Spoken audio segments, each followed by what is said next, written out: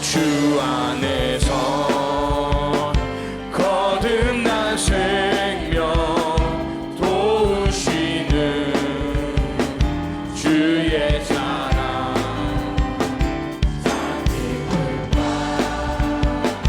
화신 가지고 예수님의 도우심을 믿으며 살리 살아계신 주 살아계신 주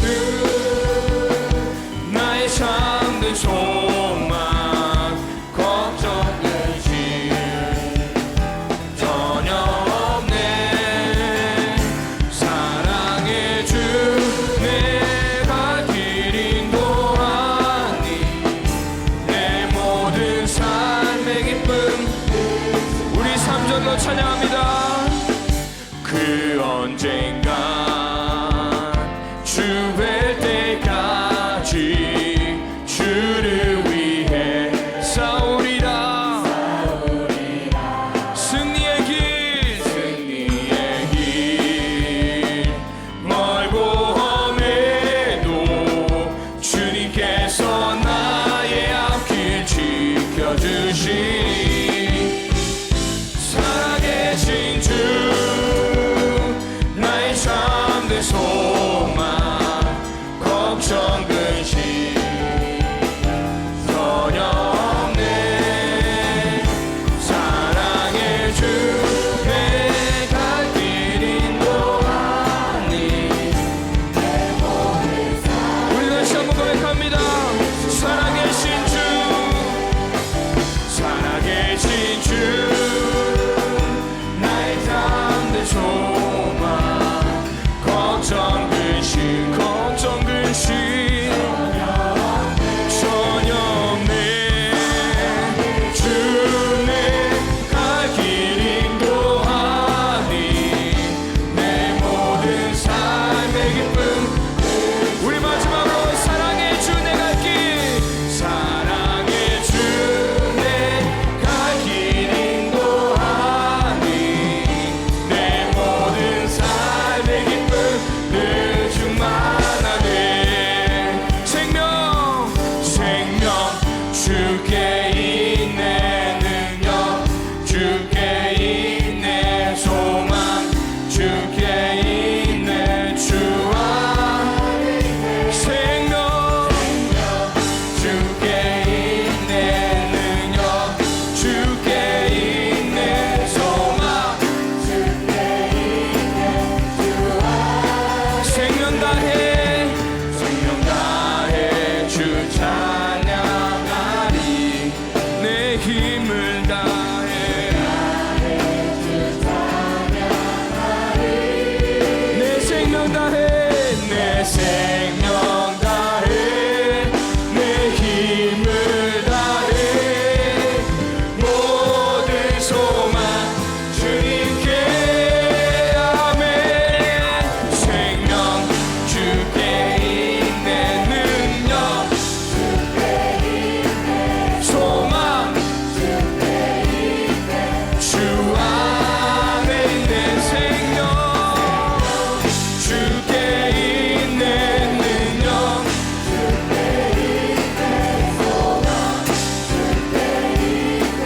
주 생명 다해 주 찬양하리 생명 다해 주 찬양하리 힘을 다해 주 찬양하리 내 생명 다해 내 힘을 다해 모든 소망 주님께 아멘 생명 주께 있네 능력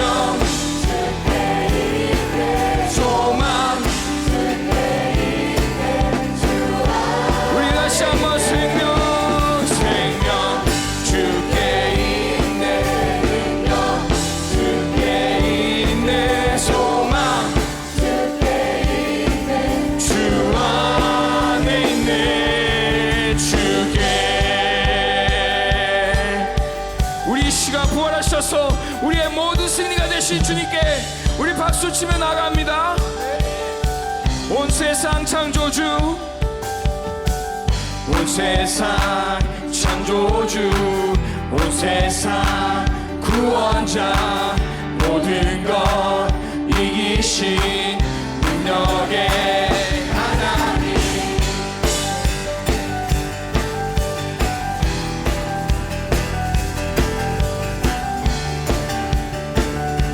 우리 다시 한번 고백합니다.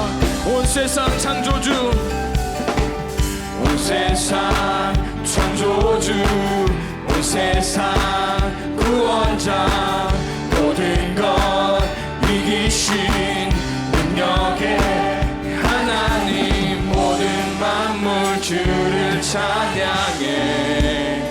모든 민족 주께 경배해. 모든 민족 주께 경배해.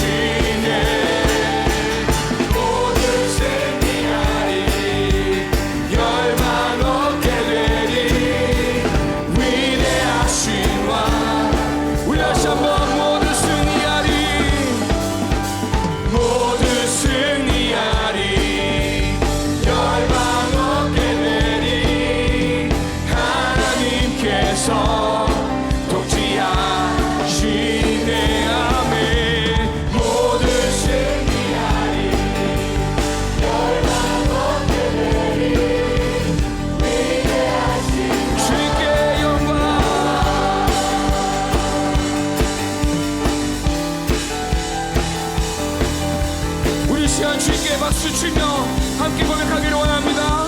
찬양 할렐루야, 찬양 할렐루야, 찬양 할렐루야. 하나님께서 통치하시네.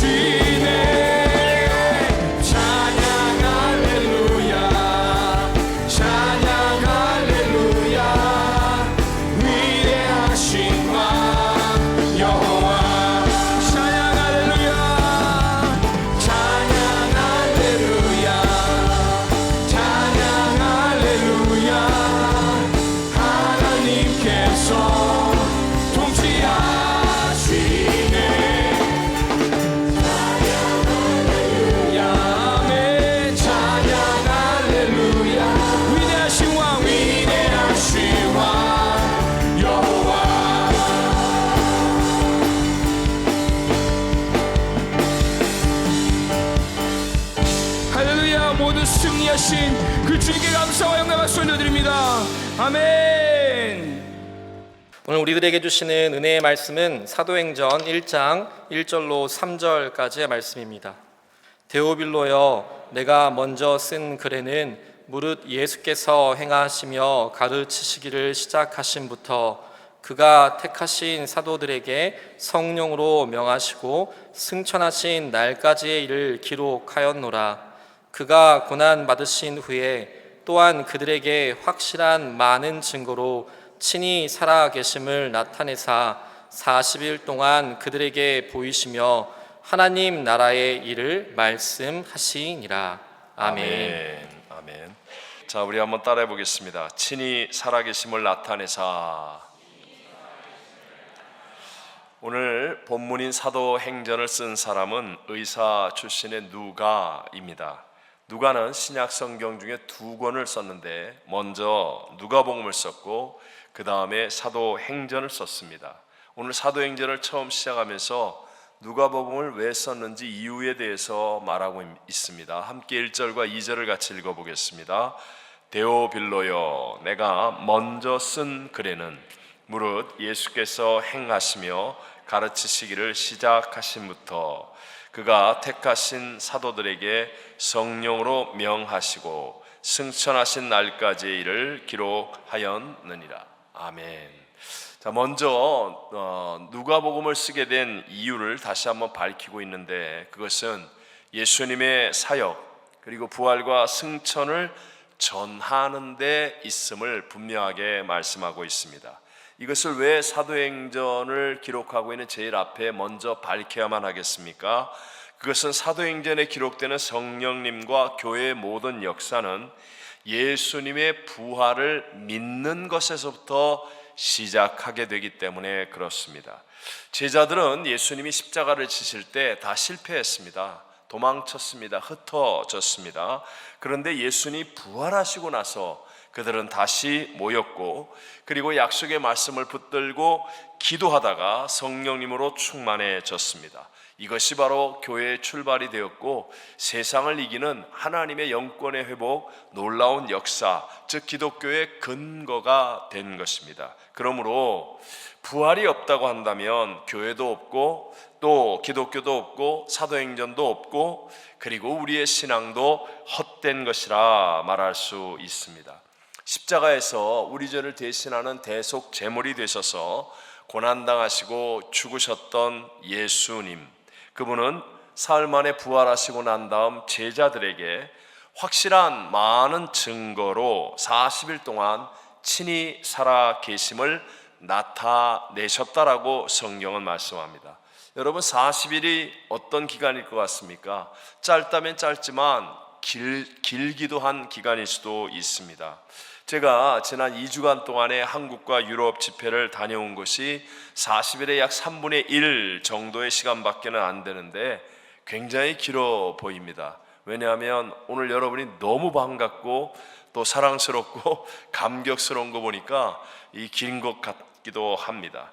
또 우리 교회 북미총회 희년 행사, 굉장히 큰 행사를 했는데 그것이 벌써 까마득한 일처럼 느껴지지 않습니까? 근데 실상은 30일도 아직 안 된 일입니다. 그만큼 40일이라는 것 결코 짧지 않은 시간인데, 예수님은 그동안에 여인들, 믿음의 여인들을 만나셨고 또 문 잠그고 두려워 방 안에 있는 제자들에게 하늘의 몸으로 쑥 들어가서 그들을 만나기도 하셨습니다. 엠마오로 가는 제자들을 만나서 대화를 나누시다가 순식간에 사라지기도 하셨습니다. 그러면서 손과 발에 못 박힌 자국을 의심 많은 도마에게도 보여주고 제자들에게도 보여주셨고, 갈릴리 바다에서는 베드로가 잡은 물고기를 구워서 함께 먹기도 하셨습니다. 부활의 몸입니다. 몸이 부활하신 겁니다. 이 부활하신 몸으로 40일 동안 제자들에게 보이셨습니다. 부활의 첫 열매이기 때문에 너희들도 이렇게 부활한다, 우리들도 부활한다 라는 사실을 깨우쳐 주시며 40일 동안 부활의 몸으로 나타나시면서 예수님은 무엇을 하셨습니까? 오늘 본문에 아주 중요한 내용의 말씀이 나오는데요, 3절 말씀을 우리 같이 한번 읽어보겠습니다. 그가 고난 받으신 후에 또한 그들에게 확실한 많은 증거로 친히 살아 계심을 나타내사 그들에게 보이시며 하나님 나라의 일을 말씀하시니라. 부활의 몸으로 40일 동안 제자들에게 나타내시면서 무엇을 하셨는가? 하나님 나라의 일을 말씀하셨다라고 성경은 기록하고 있습니다. 여러분, 예수님께서 부활의 몸으로 하신 일이 하나님 나라의 일을 말씀하셨는데, 하나님 나라의 일을 쉽게 표현하면 크게 2가지로 말할 수 있습니다. 그 첫 번째가 성령 받으라는 것입니다. 뭐 하라는 것이에요? 성령 받으라. 성령 받으라. 부활하신 예수님에 대해서 쭉 얘기하면서 연이어 나오는 말씀이 4절 5절에 사도와 함께 모이사 그들에게 분부하여 이르시되 예루살렘을 떠나지 말고 내게서 들은 바 아버지께서 약속하신 것을 기다리라. 요한은 물로 세례를 베풀었으나 너희는 몇 날이 못되어 무엇으로? 성령으로 세례를 어떻게 돼요? 받으리라. 성령으로 세례를 받으리라 하셨느니라 라고 말씀하고 있습니다. 물론 여러분, 이전 구약의 시대에도 성령님의 역사는 있었습니다. 하지만 구약에서의 성령님의 역사는 부분적 또는 일시적인 역사였습니다. 노아의 홍수가 있기 전에 사람들의 마음의 생각의 계획이 항상 악할 뿐임을 보시고 사람 지으셨음을 한탄할 지경에 이르신 하나님께서 창세기 6장 3절에 이렇게 말씀합니다. 여호와께서 이르시되 나의 영이 영원히 사람과 함께하지 아니하리니 이는 그들이 육신이 됨이라 라고 말씀하십니다. 또 하나님이 택하신 이스라엘 백성들의 역사에서도 성령님이 역사하시는데 언제나 부분적 또는 일시적으로 역사하셨습니다. 사사시대의 사도들이 그렇잖아요. 이스라엘 백성들이 너무 힘들고 고난스러워 하나님께 부르짖으면 하나님의 영이 일시적으로 어떤 사람들에게만 역사하여서 승리를 가져오고 하나님의 뜻을 이루기도 하시고, 또 초대 왕인 사울 왕에게도 성령이 기름 부어 주셨는데 일시적이고 부분적인 기름 부음이었습니다. 그래서 성령으로 함께할 때는 능력 있는 왕이었는데 죄를 짓고 성령이 떠나가시니까 개인적으로는 정신이 미친 사람, 국가적으로는 나라를 망치는 왕이 되고 말았습니다. 다윗도 기도할 때 주의 성령을 내게서 거두지 마소서라고 기도했습니다. 이 말은 성령님의 역사는 특별한 시기에 필요할 때 임했다가 거두어 가시기도 하는 것임을 우리에게 말씀하고 있는 것입니다. 그런데 중요한 것은 이제 예수님이 부활 승천하신 이후에 교회 시대가 시작될 때는 성령님이 부분적 일시적이 아니라 모든 예수 믿는 사람들과 영원히 항상 함께 하신다라는 것입니다. 여러분, 예수님께서 십자가에 죽으시기 전에 제자들을 가르쳐 주신 다락방 설교에서 요한복음 14장 16절에 보면 내가 아버지께 구하겠으니 그가 또 다른 보혜사를, 성령님을 의미하죠. 성령님을 너희에게 주사 어떻게? 영원토록 너희와 어떻게? 함께 있게 하리니. 예수님이 약속하여 말씀하는 거예요. 보혜사 성령님을 우리와 함께 있는데 영원토록 너희 모든 사람들과 함께 있게 하리라. 그러면서 사도들도 성령의 은혜를 체험하고 난 다음에 담대하게 하나님의 약속을, 말씀을 선포하죠. 뭐라고 선포합니까? 다 같이 한번 사도행전 2장 17절 18절을 읽어봅니다. 하나님이 말씀하시기를 말세에 내가 내 영을 모든 육체에 부어주리니 너희의 자녀들은 예언할 것이요 너희의 젊은이들은 환상을 보고 너희의 늙은이들은 꿈을 꾸리라. 그때 내가 내 영을 내 남종과 여종들에게 부어주리니. 자, 성령의 시대가 이제 이루어졌으니 남종과 여종에게 또 젊은이, 늙은이, 또 너희 자녀들 모든 육체에 성령을 부어주신다. 바로 지금이 믿음으로 기도하여 구하는 사람에게 성령이 임하는 시대이고, 또 그분은 영원히 우리와 함께 하시는 성령님의 시대라는 것입니다.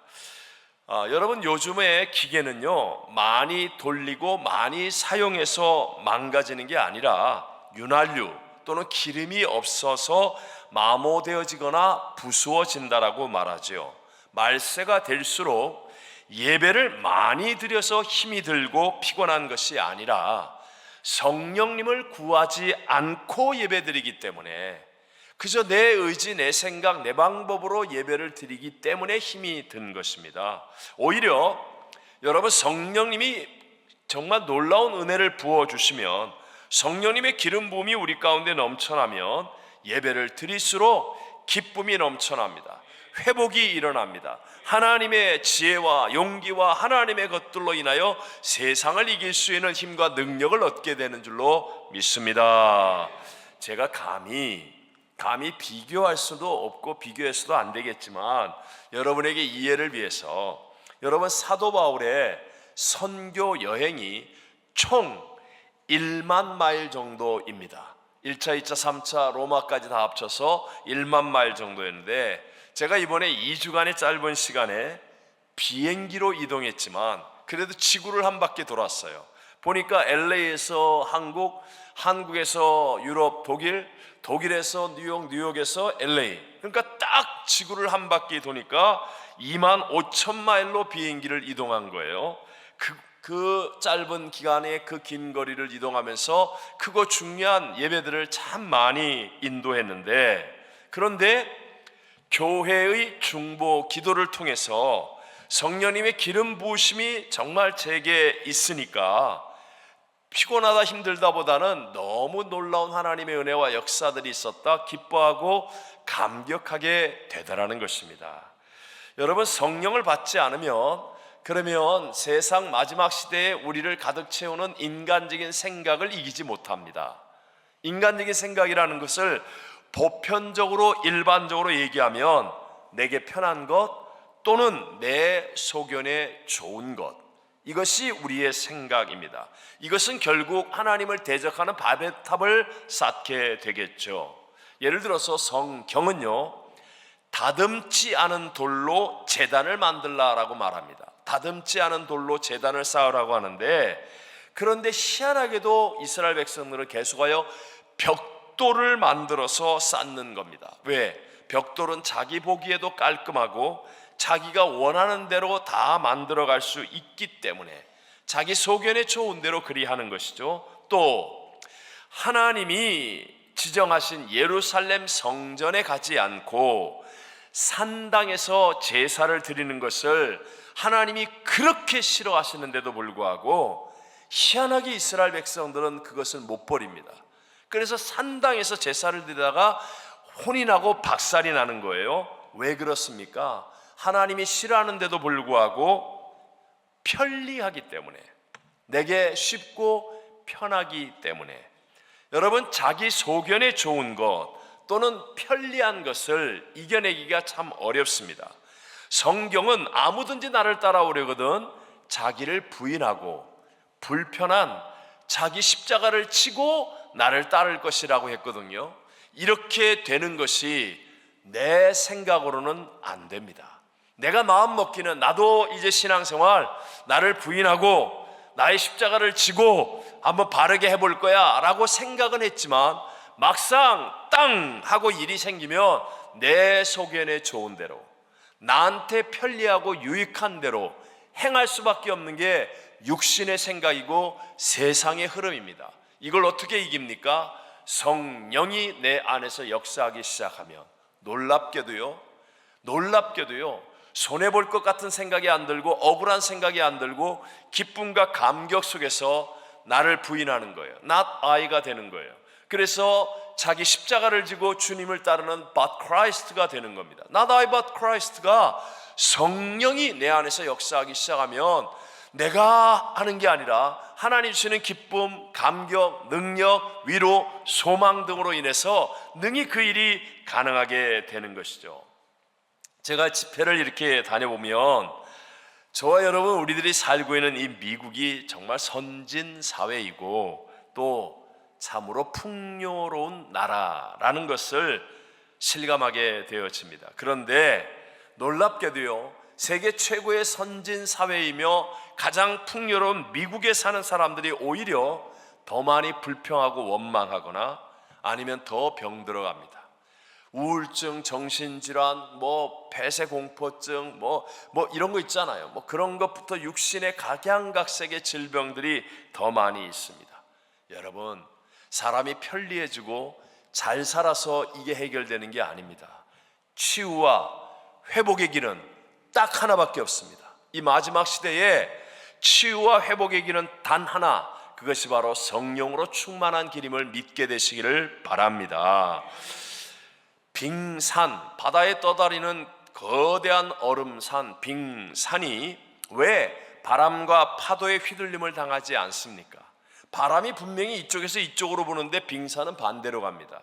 또 파도가 이쪽에서 이쪽으로 치는데도 빙산은 얼마든지 반대로 갑니다. 왜 눈에 보이는 바람과 파도의 휘둘림을 당하지 않는가? 그것은 물 밖에 나와 있는 눈에 보이는 부분보다도 물 속에 잠겨 있는 눈에 보이지 않는 부분이 거의 10배 정도 더 크기 때문에 그렇습니다.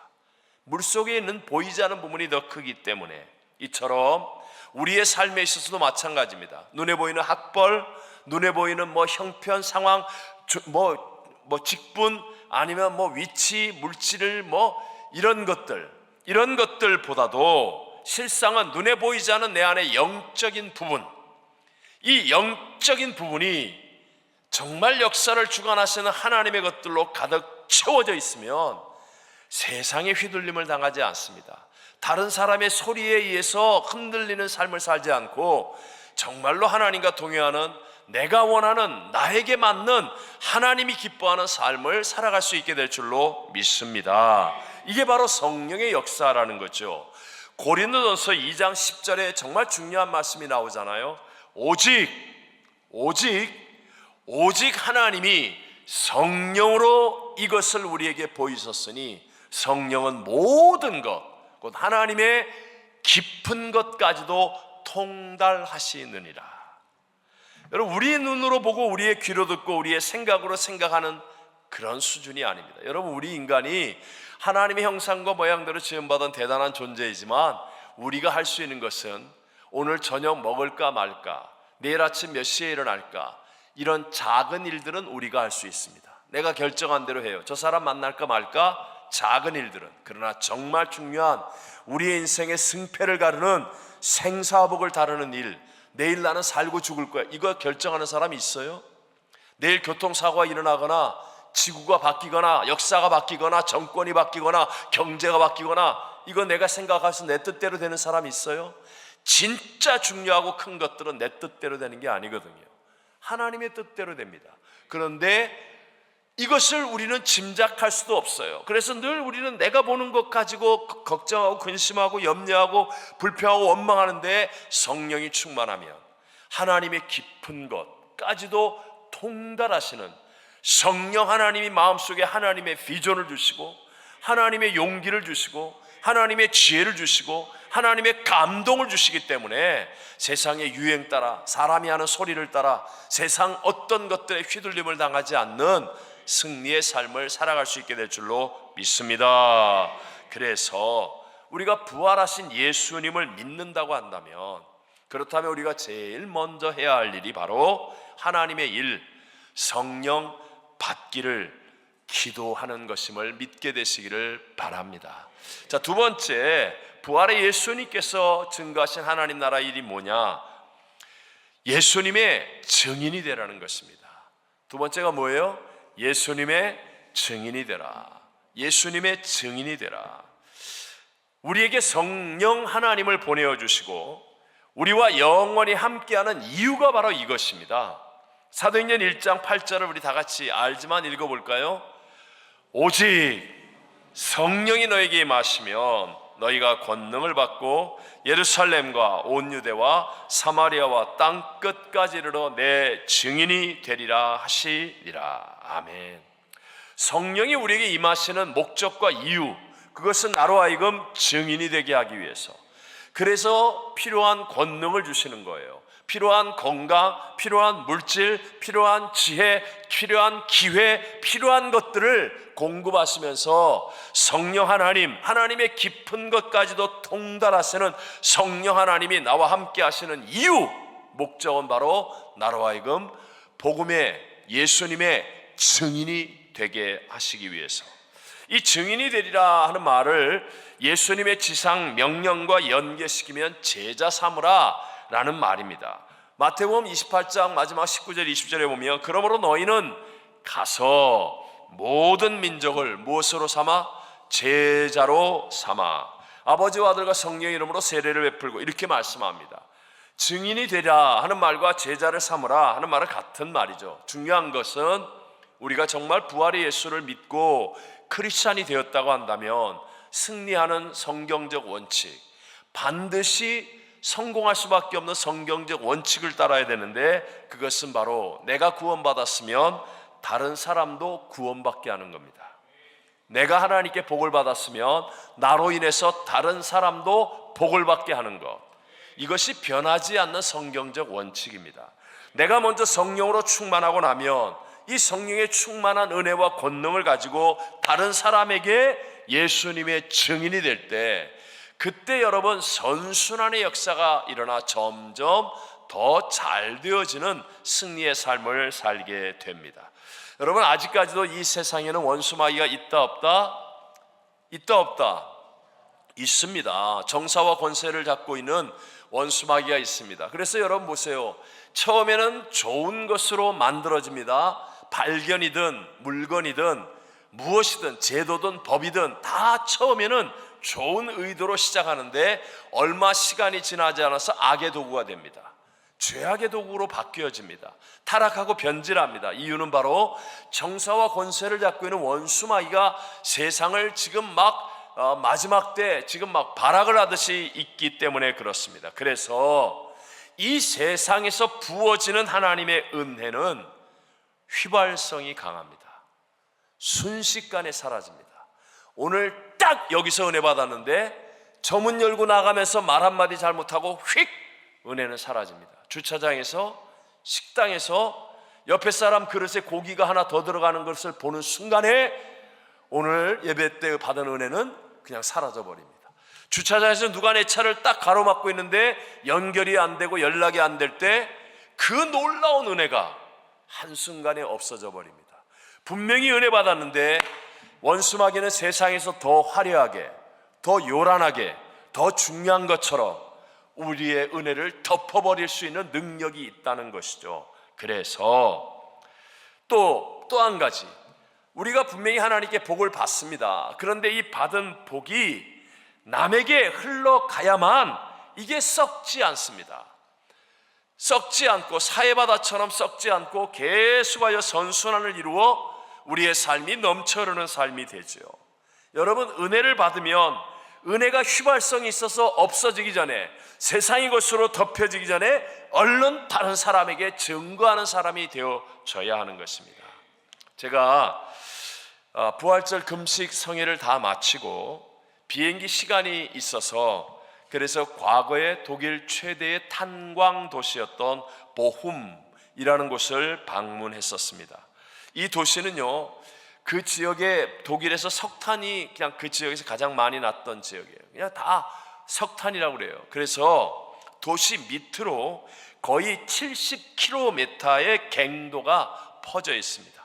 다른 도시까지 연결될 정도로 갱도가 많이 퍼져 있어요. 그러니까 석탄을 파다 보니까 어떤 깊은 곳은 무려 깊이로 1500m가 되는 곳도 있었습니다. 그러니까 지금은 자연보호 아니면 이런 논리에서 이제 폐쇄가 되고 관광지가 되어 있었습니다. 제가 그곳을 돌아보면서 거기서 라이프 캡슐이라는 것이 있어서 제가 한번 들어가 봤거든요. 근데 제가 몸이 두꺼워서 다 못 들어가더라고요. 간신히 몸만 집어넣어 봤는데 저게 뭐냐 하면 옛날에 탄광에서 석탄을 켤 때 하도 자주 무너지니까 무너질 때 그래도 조금이라도 생명을 이렇게 뭔가 보호할 수 있는 장치가 저게 많이 있어요. 그래서 무너질 것 같다 그러면 나갈 수가 없잖아요. 그러니까 저기 라이프 캡슐에다가 얼른 몸을 집어넣으면 위로부터 무너질 때 이게 쇳덩어리가 조금은 보호하는 거예요. 완전한 보장은 아니지만 그만큼 위험하다라는 것을 보면서 최초의 우리 독일을 이루게 된 한인 교포들은 광부와 간호사였습니다. 한국에서 오신 8천여 명의 광부 한국인들이 말도 못하고 환경도 다른 곳에서 얼마나 힘들었을까. 정말 숙연해졌어요. 저와 함께 저를 인도해 주신 분 가운데 간호사 어머니를 따라서 11살에 독일에 와서 지금 50년 훨씬 넘게 살고 계신 목사님이 계십니다. 독일에서 학교를 다 다녔으니까 거의 독일 사람 같아요. 근데 이분이 자기가 옛날에 경험했던 한인교회, 그리고 오래되신 목사님들을 통해 전해드는 한인교회들에 대해서 얘기를 해주시는 거예요. 그때는 한국에서 이제 최초로 복일에 온 게 광부 간호사, 조선업에 종사하는 1,500명, 간호사가 한 12,000명이 15,000명이 왔고, 그분들이 이제 한인 교회를 이루게 되고 교포 사회를 이루게 된 거거든요. 그게 최초의 중심이었어요. 그런데 그분들이 주일날 교회라고 하는 곳에 모여서 예배만 시작되면 그냥 눈물바다였다는 거예요. 예배만 시작되면. 그리고 목사님이 많이 계시지 않았으니까 어떤 목사님은 주일날 몇 도시를 다니면서 예배를 인도해야만 했어요. 그러니까 예배 끝나고 목사님 손만 잡아도 울음바다였대요. 울었다고 그럽니다. 그럴 정도로 뜨거운 은혜를 가졌던 그 시절들을 이야기하는 거예요. 그래서 교회를 이루게 되고 성전을 세우게 되었는데, 그런데 세월이 흐르면서 그런 은혜는 쉽게 없어져 버리고 분열과 갈등에 빠지는 교회들이 많아졌다라는 안타까운 말을 했습니다. 여러분, 내가 아무리 큰 은혜를 받고 많은 복을 받아도 이것이 남에게 흐르지 않고 전해지지 않고 멈추게 되면요, 우리도 똑같이 그렇게 된다는 것. 이것이 교회든 여러분의 어떤 삶이든 은사든 뭐 달란트든 건강이든 물질이든 모든 것이 마찬가지예요. 거기에 비해서 하나님께서 이번에 정말 하나님이 기뻐하신다라는 감동을 주었던 일들이 있었습니다.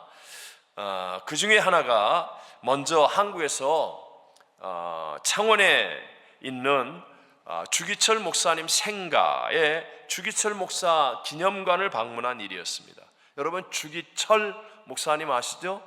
그분에 대해서 오늘 얘기 안 하겠습니다. 얼마나 위대한 우리 한국 기독교 정신을 지킨 순교자였는가. 일제에 신사참배하지 않고 죽으면 죽으리라 일사각오를 가지고 정말 이 기독교 정신을 지켰던 분, 그분의 기념관이 생가에 있는 거예요. 너무너무 감동을 받고 은혜를 받았습니다. 그런데 저 기념관을 세우는데 말입니다, 초교파적으로 한국 기독교가 하려고 해도 못했어요. 안 되는 거예요. 또 교단이 하려고 해도 공평하게 분배해서 합시다 그러면서 안 되는 거예요. 그런데 창원의 양곡교회가 정말 손해보는 것을 뻔히 알면서도 기도와 물질을 심어서 이루어내었다는 것, 그것이 정말 너무나 감동이 되었습니다. 그 일뿐만이 아니라 우리 창원에 있는 양곡교회가 손해보는 것을 알면서도 교계와 세상을 향해서 참으로 많이 베풀고 섬기는 일이 그냥 세상에도 소문이 날 정도이니까, 제가 3번이나 가서 집회를 인도하게 되었는데도 하나님의 은혜 주심이 계속하여 넘치는 것을 제가 체험하고 느낄 수 있었습니다. 또 한 가지가 유럽 총회의 바로 금식 성회가 그랬습니다. 여러분, 유럽 총회 금식 성회가 상당히 열악한 환경 속에 이루어집니다. 제가 이제 2019년에 갖고 2023, 24, 25, 3년 연속 강사로 가니까 그 수양관 자리는 익숙해요. 그 이상의 자리도 없습니다. 왜냐하면 너무 많은 인원, 올해도 최대 인원 630명이 참석했는데 저 많은 인원이 값싸게 있을 수 있는 곳이 유럽에 별로 없어요. 그래서 저곳을 그냥 지금 몇십 년째 저곳에서 쓰고 있어요. 저도 이제 계속 갔으니까 장소는 익숙한데 정직하게 얘기하면 정말 불편합니다. 제가 그곳에서 지내는 동안에 정말 이 생각과 기도 많이 했습니다. 만약에 이 장소에서 이렇게 금식성회를 미국 교회 성도들을 모시고 한다면 어떻게 될까? 제가 정직하게 내가 우리 교회와 성도를 사랑하니까 내가 그런 생각 안 할 수가 없는 거예요.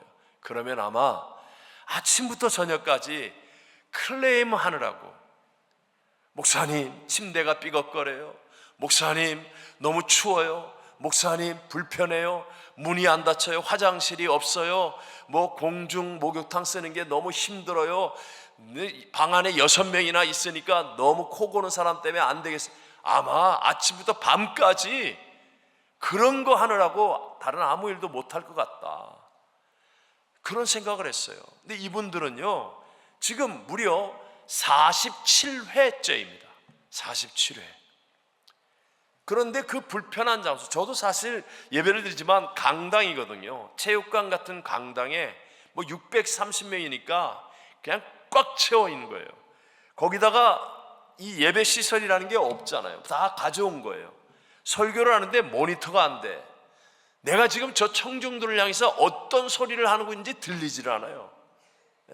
얼마나 불편한지, 얼마나 힘든지. 그런데요, 그곳에 딱 가서 도착해서 이제 첫 번째 예배를 드리기 위해 바로 예배장소인 강당에 딱 갔는데 제일 앞에 딱 서서 찬양을 보는데 얼마나 눈물이 흐르는지 몰라요. 하나님이 정말 기뻐하시는 모임이다. 이게 체험되어지는 거예요. 이유가 왜일까요? 그런 일이 이루어지기까지 많은 선교사님들의 헌신, 특별히 영국의 런던 순복음교회를 비롯한 여러 교회들의 희생이 있기 때문에 그 일이 가능하기 때문에 그렇습니다. 예를 들어서 런던 순복음교회는요, 가는데 오는데 왕복 28시간을 버스를 탑니다. 놀라지도 않네.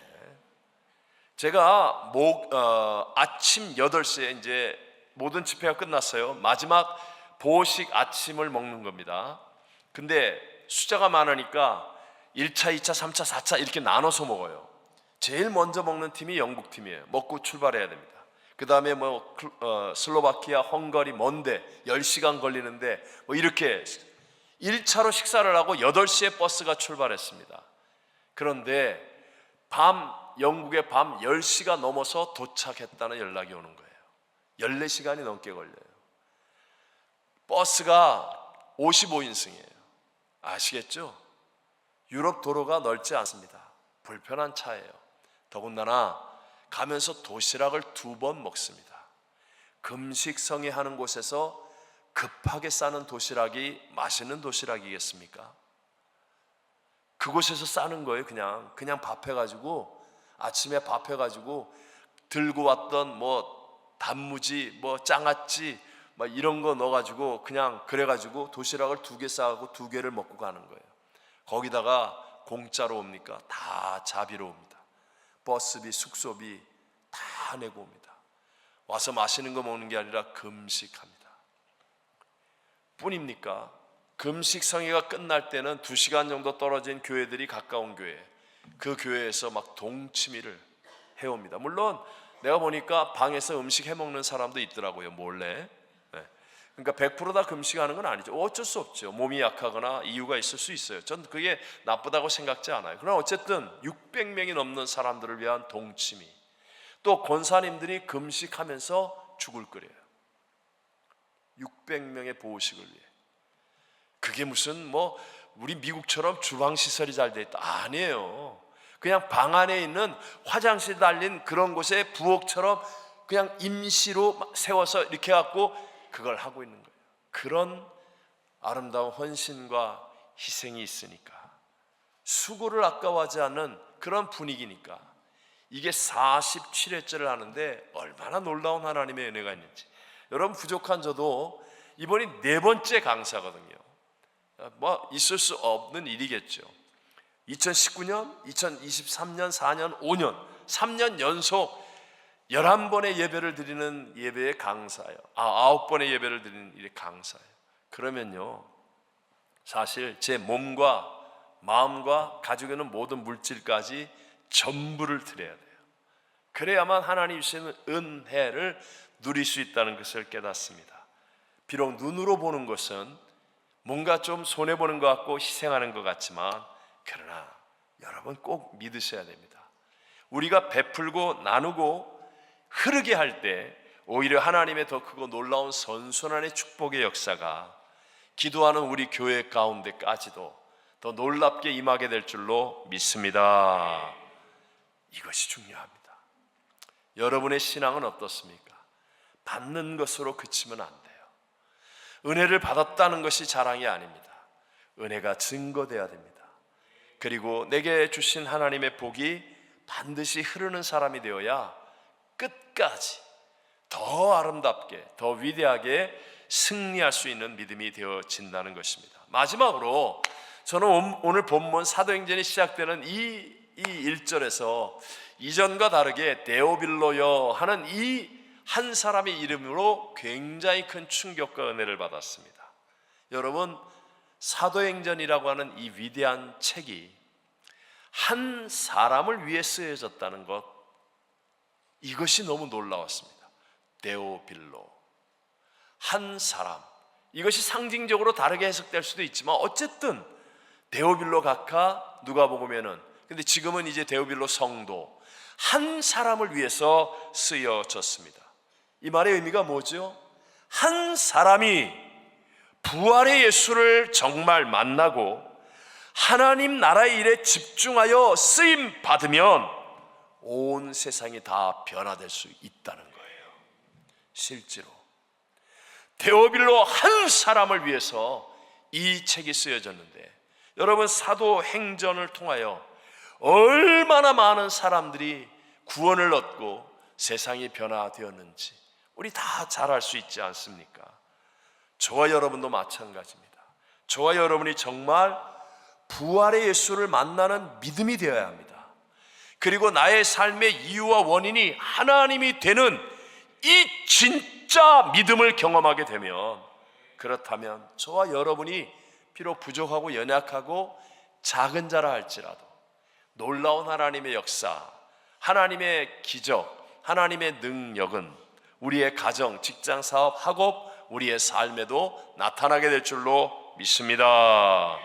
그러므로 여러분, 예배를 드릴 때에도 하나님께 집중해야 됩니다. 예배의 본질이 뭐예요? 영과 진리로 예배하는 자를 찾으시는 하나님께 집중할 줄 알아야 됩니다.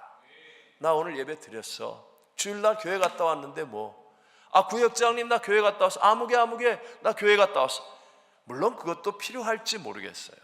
하지만 그런 수준에서 우린 정말 역사의 주관자 하나님께 집중해야 됩니다. 예수를 믿는 것, 신앙생활하는 것은 부활의 예수를 만나는 것입니다.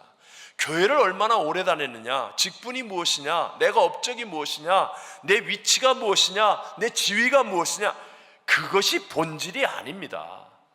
부활하신 예수님을 만나는 것이고, 부활하여 살아계신 예수님이 성령으로 우리에게 역사하심을 체험하고 증인이 되어질 수 있는 것, 이 일이 이루어지면 우리가 어떤 연약함, 문제, 질병, 고난 속에 있다 할지라도 우리의 생각을 뛰어넘는, 우리와 클래스가 다르고 차원이 다르고 수준이 다른 하나님의 수천 수억만 가지의 역사는 우리의 삶에도 일어나게 될 줄로 믿습니다. 지금은 정말 말세입니다. 마지막 시대. 여러분, 수박 겉핥기의 신앙으로는 안 됩니다. 이제는 almost의 신앙이 되면 안 됩니다. 아마 난 부활의 예수님 믿는 사람일걸? 난 거의 성령 받은 것 같은데? 난 아마 거의 제자 아닐까? 안 됩니다. 여러분, 이렇게 하면 안 됩니다. 부활을 믿음으로 누려야 합니다. 예수님의 부활은 팩트요. 부활하신 예수님은 지금 우리와 함께 하시는 구세주이십니다. 그런데 내가 그 예수님을 만난 체험이 없고 그 예수님과 동행함이 무엇인지 모르면서 그냥 교회를 왔다 갔다 하고 있다면 우린 정신을 차려야 됩니다. 이제 정말 우리 자신을 잘 돌아보고 오늘 성찬을 통해서, 성찬이 뭐예요? 1.1억 변하지 않은 하나님의 말씀이 이 떡을 먹고 이 잔을 마시는 자는 내 안에 거하고 나도 그 안에 거한다고 말씀하지 않았습니까? 내 이성으로, 내 육체로 아니고 하나님의 말씀을 믿을 때 놀랍게도요, 정말 내 안에 계신 예수가 체험되어질 줄로 믿습니다. 저도 오랜 시간 교회를 다니면서 성찬을 할 때마다 난 이거 왜 먹나 그랬어요. 먹으려면 좀 크게 먹지. 여의도 순복음교회는 뭐 워낙 크니까 순식간에 지나가요. 우리 같이 기다렸다 같이 하고 이런 것도 아니야. 그냥 빨리빨리 먹어야 돼. 그러면 한 5개 먹을까? 이 학생 때 그 울퉁불퉁한 마음 아시잖아요. 야, 이거 뭐 이렇게 조금 주고 뭐 이거 가지고 뭐 하는 거야? 이런 생각했습니다. 도대체 목사님이 말씀하는 내가 주님 안에, 주님이 내 안에 거한다는 게 이게 뭐야? 라고 생각했었던 적이 있었습니다. 그런데 성경을 믿는 거예요. 성경 말씀을 나는 믿습니다. 떡을 먹고 잔을 마시는 자마다 주님 안에 거하고 주님이 내 안에 거한다고 하신 말씀을 믿습니다 하고 말씀을 묵상하고 말씀을 붙들었더니 어느 순간에 정말 예수님이 내 안에, 내가 예수님 안에 계신 성찬이 믿어지는 거예요. 체험이 되는 거예요. 이 영적인 일을 어떻게 말로 다 하겠습니까? 그러나 정말 예수님 부활하시고 예수님이 나와 함께 하시고 그 예수가 체험되어지는 그 순간에 내 삶의 모든 무거운 짐들이 벗어지고 연약함보다도 더 놀라운 하나님의 은혜가 나를 사로잡기 시작하고 하나님의 그 은총과 능력을 체험하여 내 입으로 예수를 간증하고 전하는 사람이 되어지더라는 것입니다. 말씀을 붙드셔야 합니다. 말씀대로 믿어야 합니다. 오늘 이 성찬은 하나님의 약속입니다. 예수님이 그 몸을 찢고 피를 흘려 이루신 언약입니다. 이 성찬을 통하여 부활하신 예수님을 꼭 만나는 믿음, 그 예수님과 동행함으로 죄와 사망, 가난, 저주, 질병과 연약함을 극복하고 하나님이 주시는 그 자유와 해방과 치료와 축복과 생명의 풍성함을 내가 누립니다 간증하고 증거할 수 있는 믿음의 승리자가 되시기를 주님의 이름으로 축원합니다. 축원합니다.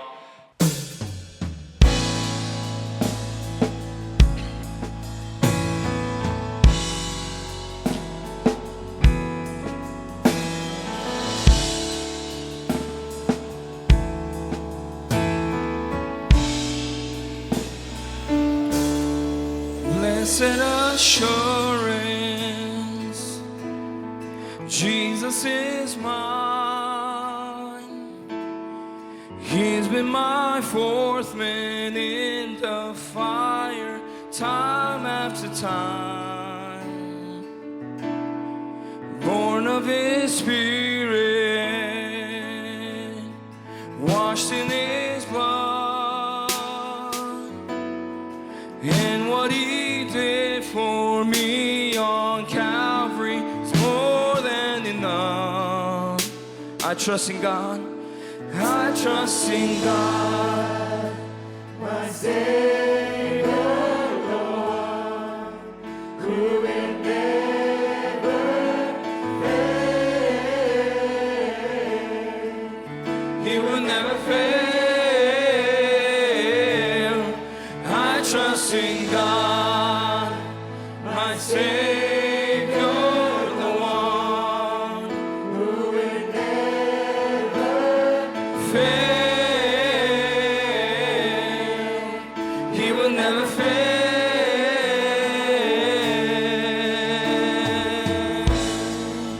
Perfect submission, perfect submission. All is at rest.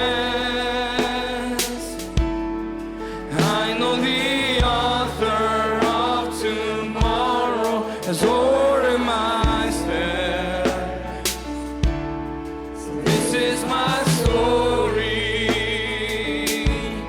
and this is my song.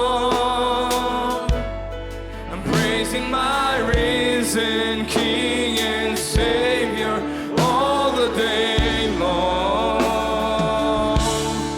I trust in God, my Savior, the one who will never fail. He will never fail. I trust in God, my Savior, the one